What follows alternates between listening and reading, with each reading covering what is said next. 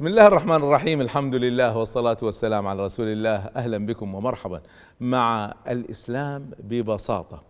وقد انتهينا من شرح الإسلام كإيمان وأخلاق وأحكام أو شريعة. الآن سنشرح الإسلام مرة أخرى، لكن سنشرحه من خلال القرآن، وسنشرح الإسلام من خلال ما هي أبواب القرآن وما هي فصول هذه الأبواب. قلنا أن الموضوع الرئيسي للقرآن الكريم هو الله عز وجل، وأن الباب الأول الرئيسي هو الله عز وجل، وفي هذا الباب 4 فصول. الفصل الأول منها من هو الله سبحانه، والكتاب يهدف إلى تعريف الناس بربهم ليوحدوه ويعبدوه ويوقروه وينصروه ويسيروا على نهجه ويرضوه ويعيشوا باطمئنان وتطمئن قلوبهم بذكر الله. فالفصل الأول هو تعريف بالله، والقرآن مليء بالآيات التي تدل على من هو الله عز وجل وتعرف الناس بالله. الفصل الثاني هو آثار أسماء الله وصفاته. ما هي الآثار؟ فالله سبحانه وتعالى لما تأخذ أي اسم من الأسماء، خذ مثلا اسم الله الباعث. الباعث هو الذي يبعث من الموت، هو الذي يبعث الحياة في الأرض، هو الذي بدونه تخيلوا الحياة بدون بعث. هذا الذي مات مظلوما ماذا سيحدث؟ هذا الذي فقد عزيزا سيفقد الأمل. لكن لما أؤمن بالبعث، هؤلاء الذين فقدته من الأحبة سألتقي بهم. هذه الحياة التي فيها شيء من مرارة وفيها نصب وتعب ستكون مرحلة بسيطة جدا جدا جدا من سلسلة حياتنا الحقيقية التي هي بعد الموت، لأن هناك الباعث. وقيسوا عليها أنواع المعاني والآثار التي تنتج عن اسم الله الباعث. فإذا معرفة الأسماء الحسنى وانعكاسها علينا سيغير قناعاتنا، سيغير مفاهيمنا، وبالتالي سيغير سلوكنا. والسلوك باختصار هو الأفعال والأقوال. فكل ما نفعله وكل ما نقوله سيتأثر بفهمنا وإيماننا ودرجة هذا الإيمان باسم الله تعالى الباعث، أو اسم الله الوكيل. الله سبحانه وتعالى إذا فعلا توكل الإنسان عليه خلاص ما يخشى. يعني الناس الجبناء هؤلاء اللي يتذللوا لحكام طغاة ولا غيرهم ولا كذا، هؤلاء خايفين من ماذا؟ الإنسان يخاف على أمرين رئيسيين، على الأجل وعلى الرزق. طيب الذي يؤمن باسم الله الوكيل، الله سبحانه وتعالى حسبنا الله ونعم الوكيل، حسبنا، وبالتالي ما نخاف على أجل ولا على رزق. الأجل بيد الله والرزق بيد الله. طيب إذا الإنسان اطمأن أن الأمرين هو وكلهم لله وليس متوكل على ملك ولا حاكم ولا تاجر ولا غيره، رئيس في العمل أو غيره، في ماذا سيحدث الإنسان؟ كل حياته ستتغير، كلها ستتغير، لأنه سيرتبط باسم الله الوكيل. طبعا هناك الشروحات التقليدية، ومنها الشرح اللي أنا عملته للأسماء الحسنى، ممكن ترجعوا له، وممكن وهذا أفضل أن ترجعوا لشرح فيه انعكاس لكيف نطبق هذه الأسماء بطريقة منهجية فعالة معاصرة، تستفيد من علم النفس الإيجابي، تستفيد من أساليب التدريب الحديثة وطرق توصيل المعلومة اللطيفة. هذا تجدونها في برنامجي السابق اللي هو نورك فينا، وحلقات متوفرة على وسائل التواصل، أو ترجعوا إلى موقع سلام فور أول، سلام ورقم 4 بالإنجليزي وبعدين all.com، تشرف عليه ابن ياسمين يوسف، التي يعني طرحت لنا الأسماء الحسنى بمنهجية جميلة قابلة للتطبيق والتفاعل معها بحيث نعيش وفق الأسماء الحسنى.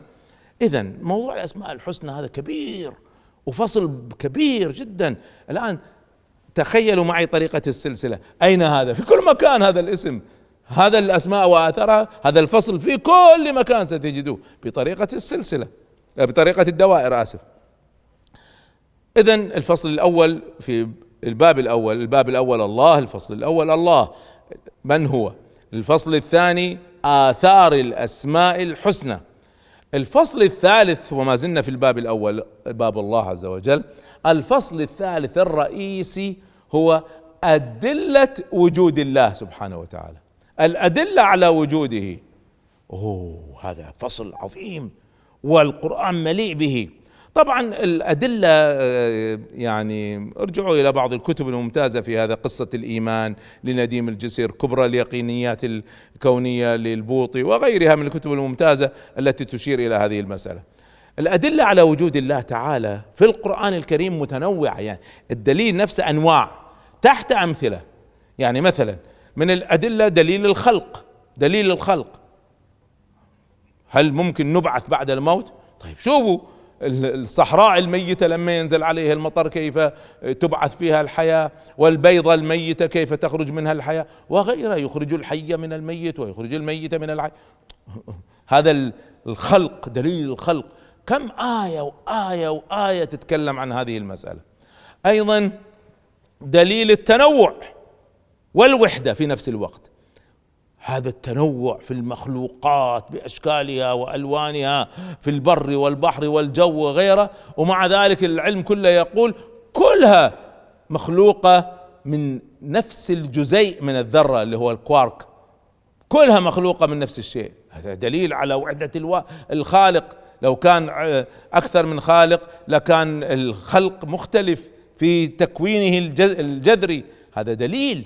أيضا دليل الخلق في خلق الإنسان وفي أنفسكم أفلا تبصرون، دليل الخلق في الفلك، دليل الخلق في الجبال، في البحار، دليل الخلق، هذا دليل عظيم جدا. أيضا دليل النظام، دليل النظام، إن هذا النظام المتقن البديع لا يمكن أن يكون حدث صدفة، ولا يمكن أن يكون يعني عدة آلهة متشاكسين صنعوه، ما يمكن.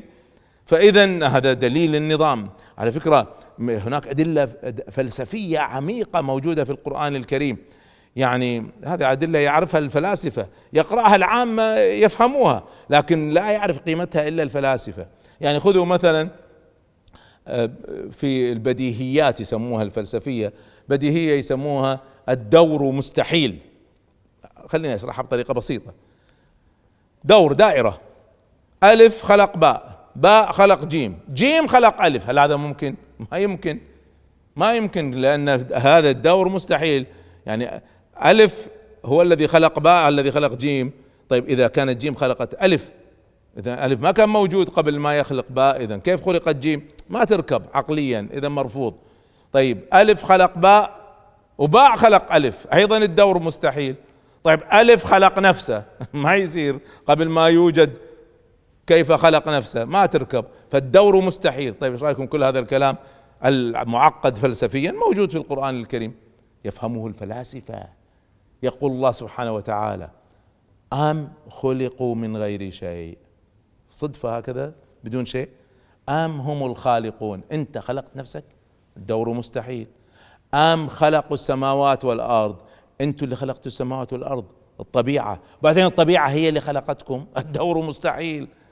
لاحظتوا أدلة الوجود طبعا ما يعني هذا كلها برنامج كامل الأدلة، لكن هذا فصل رئيسي جدا في القرآن في باب الله عز وجل. الفصل الأخير في هذا الباب العظيم باب الله عز وجل، بناء على هذا كله، ما هو حق الله تعالى على عبيده، حق الله على العباد ما هو؟ فالقرآن مليء بالحديث عن حق الله على العباد. أفلا تؤمنون، أفلا تتقون، ثم يحدثهم عن افعل كذا، لا تفعلوا كذا، أطيعوا كذا، إن الحكم إلا لله، أمر ألا تعبدوا إلا إياه، ذلك الدين القيم. هذا ما في غير دين حقيقي، دين قويم، ما في. العبادة لله، التقوى لله، الحكم لله، القضاء لله سبحانه وتعالى، لا تشركوا في حكمه أحدا أبدا. فهذا حق الله تعالى على عباده، حقهم عليه انهم يوحدوه يعبدوه لا يشركوا به. ايضا من حق الله تعالى على عباده ان يعظموه، هذا الذي قدرته ليس لها حدود، هذا العظيم الجبار القدير الخالق، كيف تتعامل معه؟ انت متخيله كيف هذا الكون البديع، ولا هذا الانسان في خلقه البديع الذي خلقه، كيف يستحق ان نتعامل معه؟ كيف؟ وما قدروا الله حق قدره، ما قدروه، ما عظموه، ما اعطوه القدر الذي يستحقه. فالله ينبهنا: وما قدروا الله حق قدره والارض جميعا قبضته يوم القيامه والسماوات مطويات بيمينه. هذا في واحد اعرابي سمع هذه الايه فقال: اشهد ان لا اله الا الله. قالوا: كيف امنت؟ قال: هذا الكلام والارض جميعا قبضته يوم القيامه والسماوات مطويات بيمينه، السماوات كلها كأنها كتاب طوي في يمين الله سبحانه وتعالى، لا يقول هذا بشر ولا يتصور هذا بشر. يعني ممكن اليوم واحد يتصورها لأنه سمعها، لكن قبل أن يقولها أحد هل ممكن يتصورها أحد؟ ما يمكن. فهذه كلها تدلنا على تعظيم الله القدير. إذا عرفنا الله ووحدناه وعرفنا أدلة وجوده وآثار هذا الوجود وآثار هذه الأسماء، وجب أن نقدره حق قدره ونعبده حق عبادته. فهذا هو الباب الأول، وننتقل معكم في الحلقة القادمة إلى الباب الثاني من القرآن الكريم. استودعكم الله، السلام عليكم ورحمة الله.